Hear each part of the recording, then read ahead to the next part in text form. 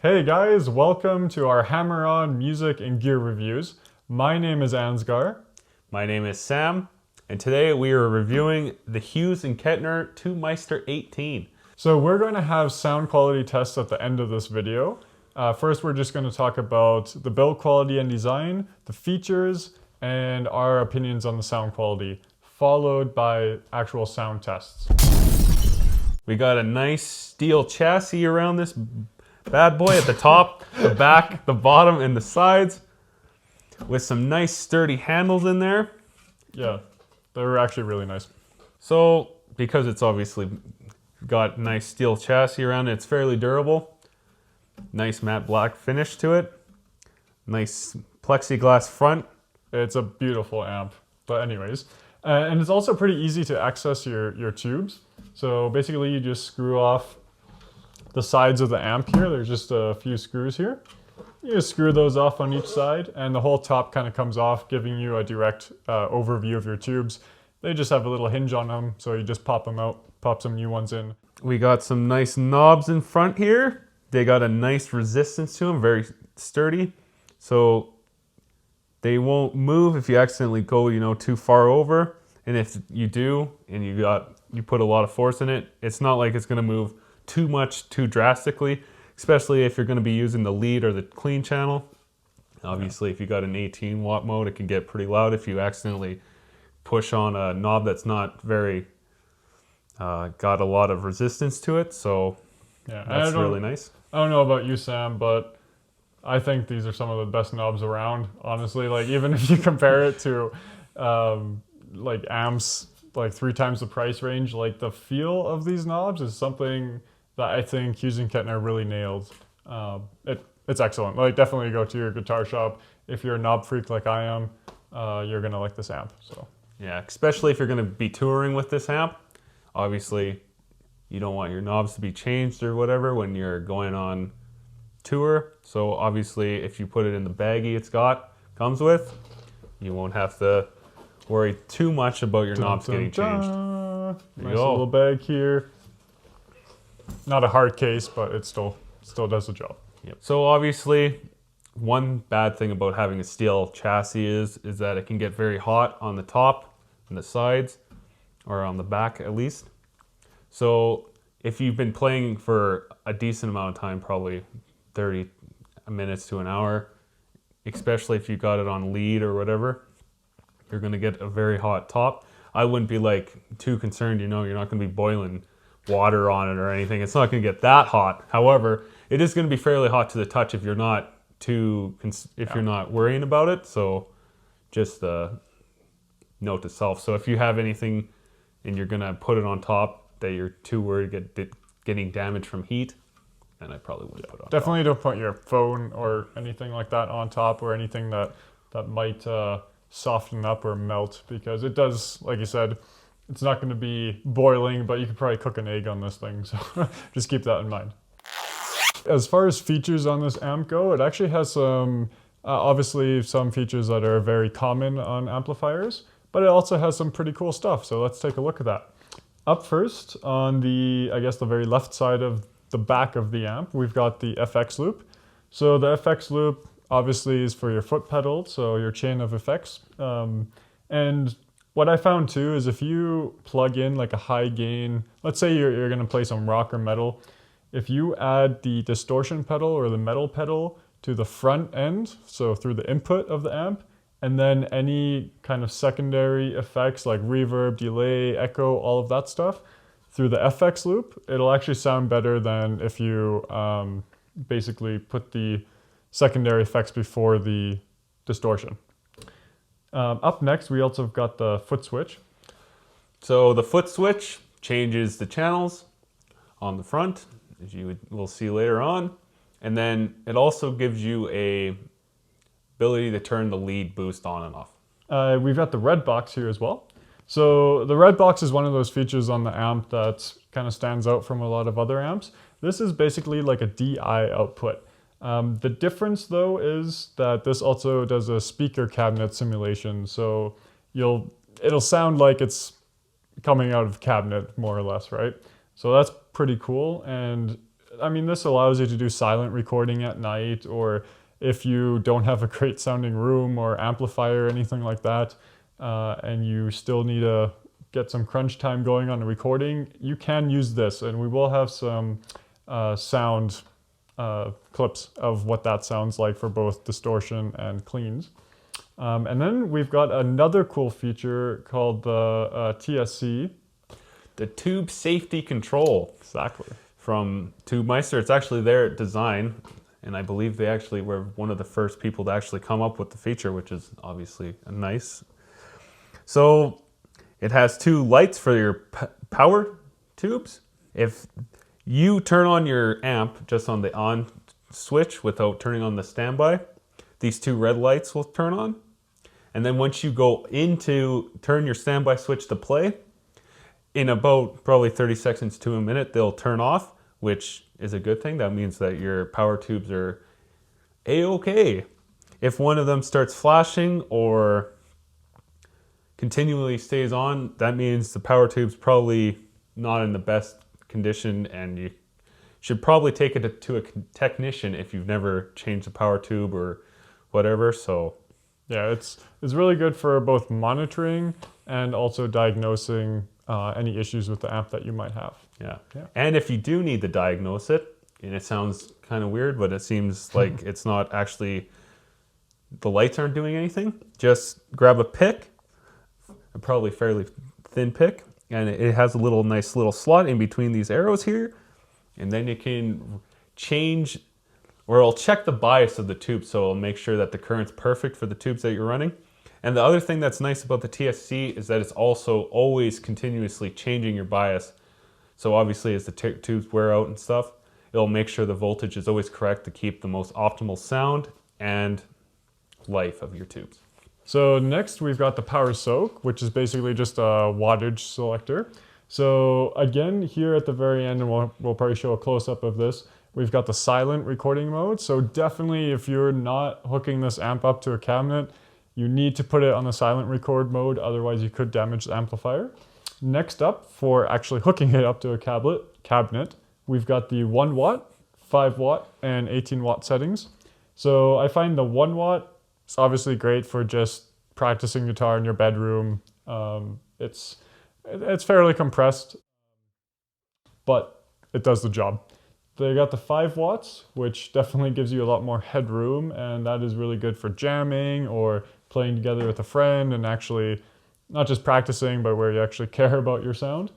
And then we've got the 18 watt settings, which gives you the most headroom, and that's obviously can be used for jamming, but also if you are going to be using this guy live, the 18 watt settings is great for either, like usually you're going to have a PA system hooked up to your cabinet, so it'll do the job.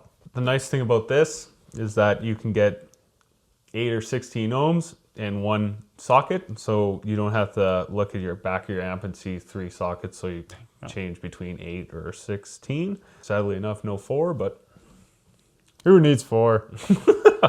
And then we've got the obviously the main power outlet, not really a big feature here, but the what's it called, the fuse is actually very easily accessible here, so if your fuse blows out or anything, it's a very quick fix. So now to the front of the amp, from left to right, obviously we got the input. You need that, Yep. If you didn't have that, obviously you couldn't get any sound out of it and make any music, which obviously that's why we're here. Yeah. So then we got the clean channel. You got 2 knobs, you got gain, and you got master.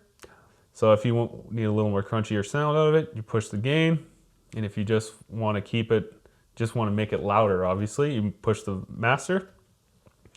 So we got the channel switching as well. Push the left one in, and then you go to lead, and both the lead turns red, or you see a little LED there, and the channel switch that you pushed before goes blue. And if you need a lead boost, you push it and you get a nice dark red light as well on there. Angry red to let you know shit's about to go down. So we'll talk about that later. So we got a foot switch to actually demonstrate even more about the channel switching. So if you put the foot switch in, however the foot switch has been pushed will be how it'll initiate the amp or activate the channel it's on. So we'll just start from the clean. If you push your first button in, it'll switch the channel and then the 2 lights will turn on. And if you push the other button in, it'll turn on your lead boost. And if you take out your foot switch, however it was before you put your foot switch in, will be how it'll turn out. Which is very convenient. I actually really like that feature. And on top of that, you can use any foot switch. So we're actually using a PV foot switch here. You don't need to get the Hughes and Kettner foot switch, so I just thought that was a little nice touch. I'm sure it's like that for a lot of amps, but it's always handy to, you're not always going to bring the right foot switch. So there you go. Next up, we've got the shared EQ here. So it is shared. However, it is like on a slightly different circuit and voiced differently depending on whether you're on clean or lead.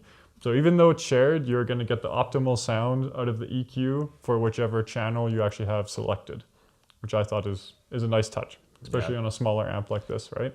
And then we've just got your standard standby play and on and off, which again are very sturdy switches. Really like those. Okay, so we got the sound quality. We're just going to quickly describe what we believe in what the clean and leads have. So we're just going to be short and sweet with this. You're going to hear obviously the sound test in a few short moments. So I'm going to talk about the cleans. It's very hi-fi and very modern sounding. It's got a lot of shimmering cleans to it. If you want, you can push the gain up a lot more and get maybe even a little crunch to it. Get definitely a lot of breakup out of it, as well as when you push the master. The one thing that's really nice is that it is very articulate and it notices a lot when you change your volume pot on your guitar. So yeah, it's a very nice clean channel. Classic HK clean sound. And up next, we've got the lead there. So nice little foot switch demo for you. The lead, just at its standard setting here, is like a distortion and crunch channel. So it's nice for rock, anything that adds a little bit of heavier tone to your music. However, we've got something else now called the lead boost on this amp, which technically is part of the lead channel, but for all intents and purposes, it's like a whole another level above lead. So this guy will take the amp from literally 0 to 100. If you're on the cleans, you're gonna be doing country, classical, whatever. The boost literally takes it to like heavy metal, like death metal territories. Yeah, like it's pretty crazy. And the nice thing about it is it's got a very fat, saturated sound, but it's still very articulate. So you don't really lose. It doesn't sound muddy or soft. It's very articulate, very hardcore. I really like the lead on this amp. This actually, the lead with the lead boost for me is better than a lot of the metal pedals out there. And that's all built into the amp. So I'm really happy about that. It's a very versatile sound. So if you're looking for an amp that's just an all-rounder, so whether you just want to have one of those in your library or if you're on a budget, that is definitely one thing to take note of, is this thing will cover anything from super clean to super heavy. So that's really cool. So if you're a studio guitarist, this is definitely an amp I'd look at, because you're obviously playing a lot of everything. So this would be a really nice amp to do. As well, I'd like to chime in on the lead channel. Pushing the gain to its absolute limits on most amps, if you've tried, can kind of get a fuzzy tone out of it, which is nice if you like it. But if you just want strict gain, where the gain structure stays nice and saturated without getting that fuzzy tone to it, this is definitely an amp I'd look at. So yeah, it's really nice. Very decent. And then I guess just a last note, it is using the 12AX7s as the preamp tubes. And for your power tubes, you've got a pretty standard EL84 or a set of 2 in the back there. And they do a really good job with this. So.